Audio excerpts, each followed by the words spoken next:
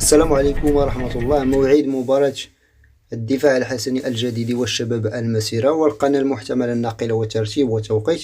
قبل ذلك من فضلكم المرجو الضغط على زر الاشتراك في القناة واللايك للفيديو وفعل الجرس.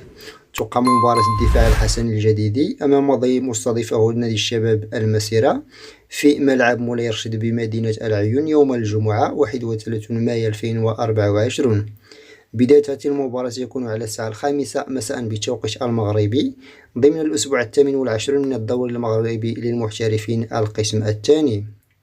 ويحتل الدفاع الحسني الجديد المركز الثاني في الصراع من أجل بطاقة الثانية للصعود إلى القسم الممتاز. يحتل المركز الثاني ب49 نقطة بفارق 3 نقاط عن صاحب المركز الثالث الاتحاد الإسلامي الوجدي، و5 نقاط عن فريق الكوكب المراكشي.